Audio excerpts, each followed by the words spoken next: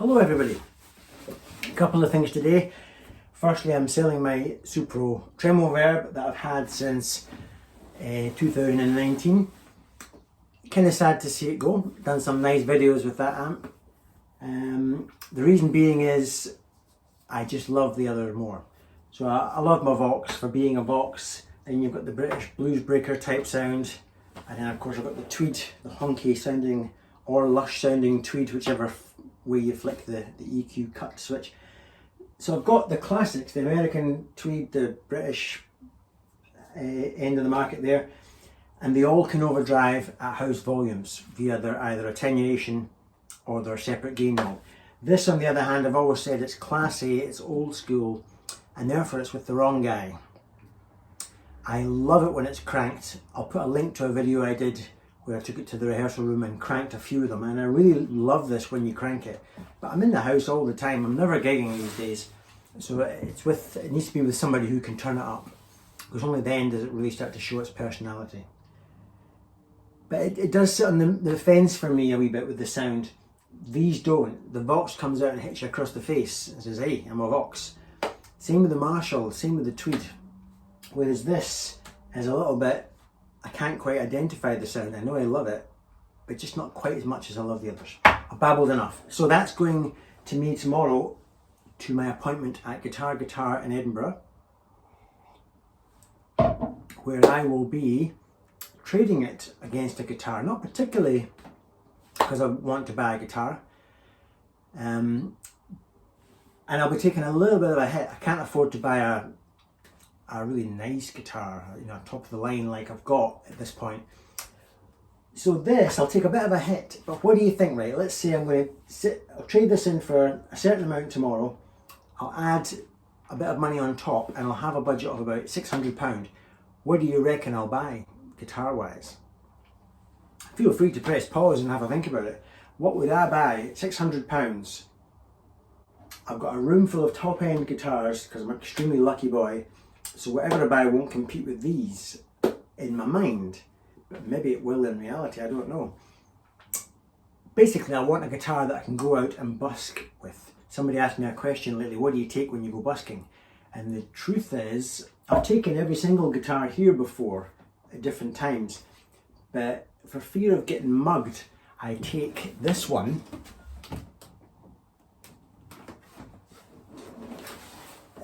Because to me, it looks the least fancy. Right, that looks the least fancy, and doesn't scream, hey, I'm a custom shop, which it is a custom shop, 57. So this is a bit dinged up, as you know, because I like to relic my guitars, and I'll sit there and use that for busking in the hope that robbers will go past and say, I didn't like that guitar much. Whereas if I took the Les Paul, I'd be clobbered over the head. So, well, I'll just tell you then, I'm buying an Epiphone Riviera, like Robin Ford. Oh, his will be a real nice one from 1960 whatever, probably with nitrocellulose and gorgeous. But I'm buying an Epiphone Riviera. I'll show you a photograph of it now. As you can see, it's right up my street in terms of looks kind of retro and vintage. That tailpiece is called I think it's called a frequencator tailpiece. The idea being you get some nice tension on the bottom strings because of the extra string length behind the bridge, and more bendability on the treble strings because of the less string length. So that's what I'm getting. I was going to get an Epiphone Les Paul because it would. I know the Les Paul is a perfect sound for me for busking. But no, I thought I'll go for the mini humbucker Epiphone in Royal Tan. It's not completely hollow, it's like a 335. I was going to get the Epiphone Casino Olive Drab, but I just can't. I don't know what it is, I just can't. Whereas the Riviera looks a wee bit classier for me, more like its own thing. So that's what I'm getting well, I think I have to place an order and it'll take a certain amount of time. Second thing I want to talk about, actually let's break for another little bit of music, shall we? Here's the Telecaster through the Supro, and I'll come back to it in a minute and blab some more.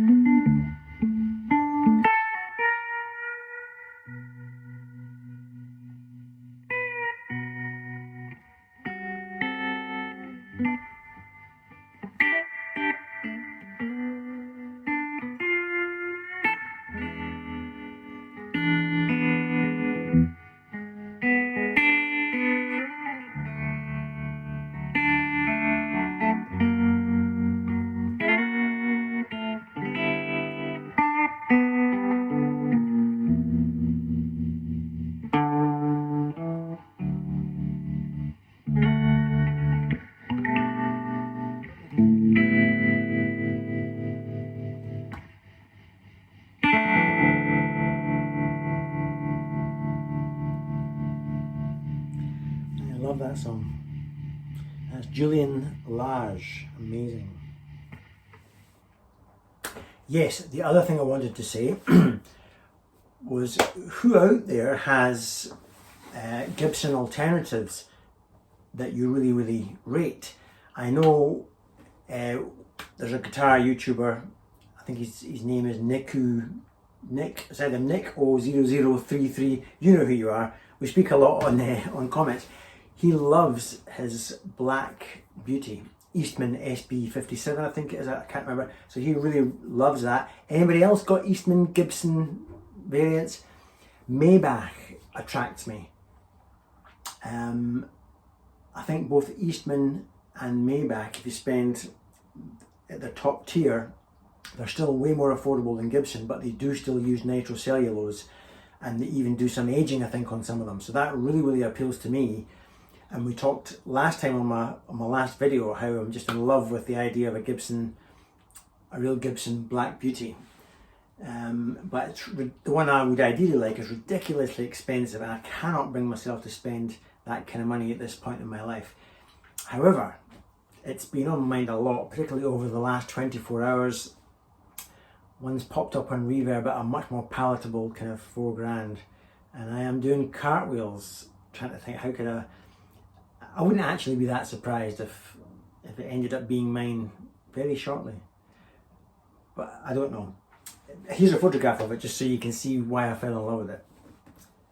As you can see, it doesn't have the black P90 and the staple pickup, but what it has is it's got that aged binding, and and the pickups are all worn, and the tailpiece is all faded. Oh God. It's a guitar anyway that I'm buying on looks. I'm not particularly buying a Black Beauty for its sound, because I believe I could make it sound good with pickup choices or whatever. But I just love the look of it. And so that, I'm doing cartwheels thinking about how I could get that. But as an alternative, Maybach attracts me, Eastman attracts me. Although I have to say the soft horn, the rounded horn on the Eastman bothers me a little bit. Gibson's got this sharper horn, and the Eastman's rounded one, for no doubt legal reasons, I'm struggling with that. But I wouldn't let it put me off, I don't think, for the right one. In fact, look at this, talking about Eastmans, look at this one.